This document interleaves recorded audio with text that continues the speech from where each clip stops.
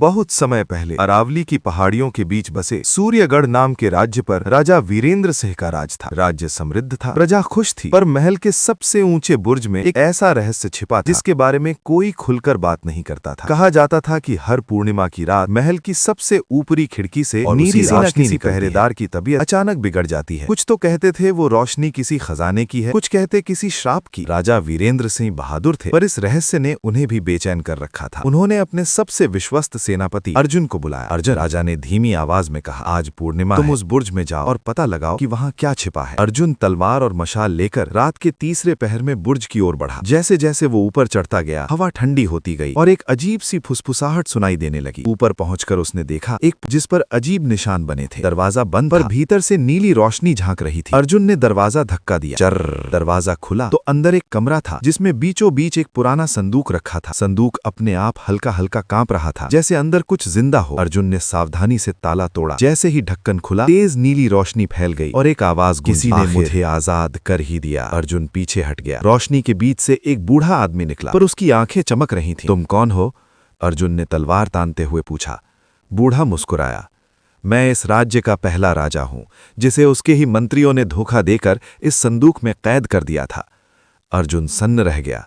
अब मैं वापस आया हूं अपना सिंहासन लेने, बूढ़े ने कहा, पर मैं अकेला नहीं आया।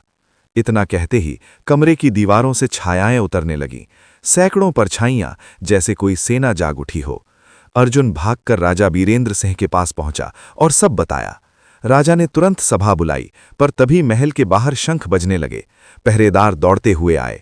महाराज, महल के बाहर कोई सेना खड़ी है और उनके झंडे पर वही चिन्ह है जो उस बुर्ज के दरवाजे पर था। राजा ने खिड़की से झांक कर देखा।